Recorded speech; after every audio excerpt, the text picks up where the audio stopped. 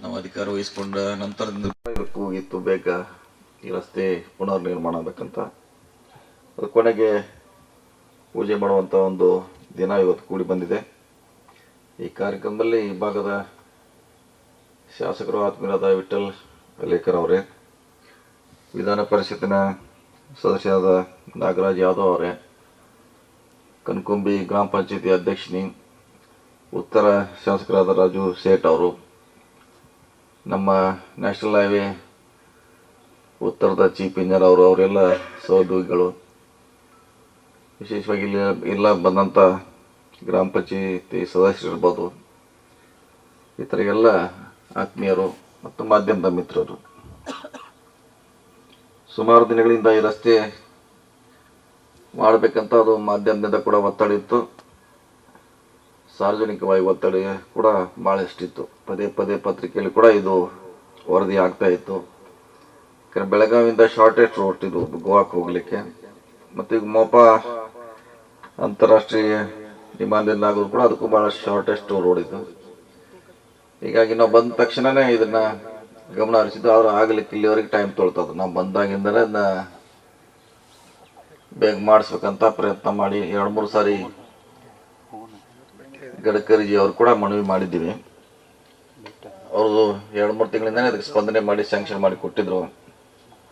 Tender ಮಾಡಲಿಕ್ಕೆ 2-3 ತಿಂಗಳು ನಮಗೆ ಕಾಲಾವಕಾಶ ಹೋಗಿದೆ. ಇವು ಏಜೆನ್ಸಿ ಕೂಡ ಫಿಕ್ಸ್ ಆಗಿದೆ. ಈಗ ನಮ್ಮ ಚೀಫ್ ಇಂಜಿನಿಯರ್ ಅವರು ಹೇಳಿದರು, ಇದರಲ್ಲಿ ಏನೇನು ಮಾಡ್ತಾ ಇದ್ದೀವಿ, ಯಾವ ರೀತಿ ಇದನ್ನ ಉತ್ತಮ ಗುಣಮಟ್ಟದ ರಸ್ತೆ ಮಾಡ್ತೀವಿ ಅಂತ ಹೇಳಿದ್ದಾರೆ.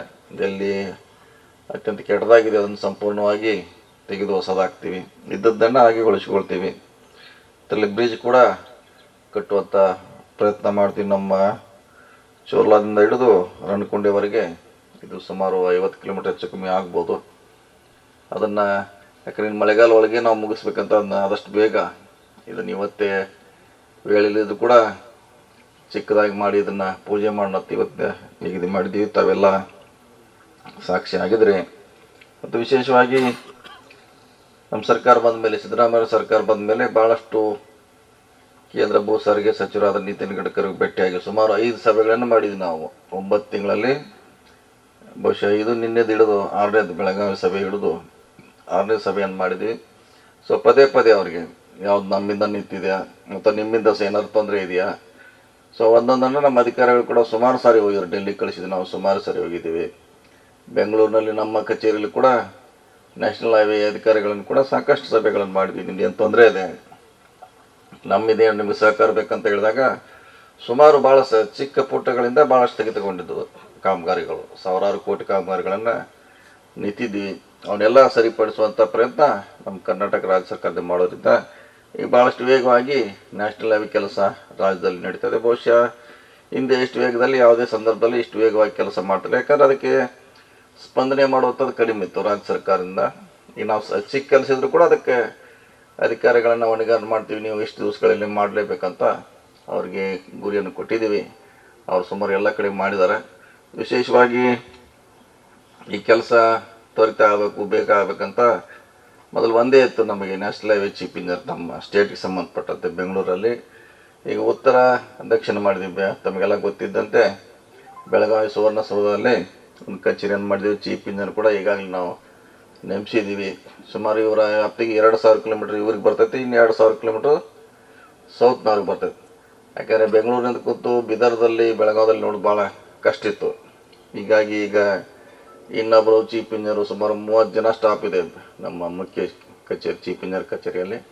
ಸೊ ಹೀಗಾಗಿ ಅವ್ರು ನೋಡಲಿಕ್ಕೆ ಮಾನಿಟರ್ ಮಾಡಲಿಕ್ಕೆ ಭಾಳಷ್ಟು ಅನುಕೂಲ ಆಗುತ್ತೆ. ವೇಗವಾಗಿ ನಮ್ಮ ವಿಶೇಷವಾಗಿ ಸಮಸ್ಯೆ ಇರೋದು ಶಿಫ್ಟಿಂಗ್, ಪೋಲ್ ಶಿಫ್ಟಿಂಗ್ ಇರ್ಬೋದು, ಯುಟಿಲಿಟಿ ಶಿಫ್ಟಿಂಗ್ ಇರ್ಬೋದು, ಮುಖ್ಯವಾಗಿ ಭೂಮಿ ಅಕ್ವಿಷನ್ ಮಾಡೋದು ಭಾಳ ದೊಡ್ಡ ಸಮಸ್ಯೆ. ಸೊ ಹೀಗಾಗಿ ಅದನ್ನು ನೋಡಲಿಕ್ಕೆ ಒಬ್ಬರ ಚೀಫ್ ಇಂಜಿನಿಯರ್ ಬಂದಿದ್ದಾರೆ. ಸೊ ಹೀಗಾಗಿ ನಮಗೆ ಭಾಳಷ್ಟು ವೇಗವಾಗಿ ಕೆಲಸ ಆಯ್ತು. ಗಡ್ಕರಿ ಅವ್ರು ಹೇಳಿದ್ದಾರೆ, ನಿಮಗೆ ಇವರು ಮುಗಿಸಿ ಇದ್ದದ್ದು ಕೆಲಸ ಇನ್ನೂ ಬೇಕಾದ್ರೆ ನಿಮಗೆ ಸಾಕಷ್ಟು ಕೆಲಸ ಕೊಡ್ತೀವಿ ಅಂತ ಕೂಡ ನಮಗೆ ಭರವಸೆ ಕೊಟ್ಟಿದ್ದಾರೆ. ಆ ಹಿನ್ನೆಲೆಯಲ್ಲಿ ನಮ್ಮ ಸ್ಟೇಟ್ PWD ಕೇಂದ್ರ PWDಗೆ ಏನು ನೆರವು ಬೇಕಂತ ಪ್ರಯತ್ನ ನಮ್ಮ ಇಲಾಖೆಯಿಂದ ಆಗ್ತಾಯಿದೆ. ಹೀಗಾಗಿ ಭಾಳಷ್ಟು ಕೆಲಸ ಈಗಾಗಲೇ ಶರವೇಗದಲ್ಲಿ ನಡೀತಾ ಇದೆ. ಸೊ ಇನ್ನು ಭಾಳಷ್ಟು ಕೇಂದ್ರದ ಯೋಜನೆಗಳು ಬರಲಿ ಅನ್ನೋ ಕೂಡ ನಿಟ್ಟಿನಲ್ಲಿ ಮಾತುಕತೆ ಪ್ರಾರಂಭ ಆಗಿದೆ. ಈ ಸಲ ನಾವು ಬಜೆಟ್ನಲ್ಲಿ ಘೋಷಣೆ ಮಾಡಿದ್ದೀವಿ, ಮಂಗಳೂರಿನಿಂದ ಬೆಂಗಳೂರಿಗೆ ಹೊಸದು, ಟೋಟಲಿ ಹೊಸದಾಗಿ ಮತ್ತೊಂದು ರಾಜ್ಯ ಹೆದ್ದಾರಿ ಬರ್ತಾ ಇದೆ. ಸೊ ಹೀಗಾಗಿ ಇನ್ನೂ ಹಲವಾರು ಯೋಜನೆಗಳನ್ನು ಕೇಂದ್ರದಿಂದ ನಾವು ನಿರೀಕ್ಷೆ ಮಾಡ್ತಿದ್ದೆ. ಗೋಕಾಕ್ ಫಾಲ್ಸ್ ಕೂಡ ಅವರೊಂದು ಸ್ಕೀಮ್ ಇದೆ, ಟೂರಿಸಮ್ ಸ್ಪಾಟ್ ಡೆವಲಪ್ಮೆಂಟ್ ಮಾಡಲಿಕ್ಕೆ. ಅದನ್ನು ಕೂಡ ಸುಮಾರು ಹಣವನ್ನು ಕೊಡ್ತೀವಿ ಅಂತ ಕೂಡ ಭರವಸೆಯನ್ನು ನೀಡಿದ್ದಾರೆ.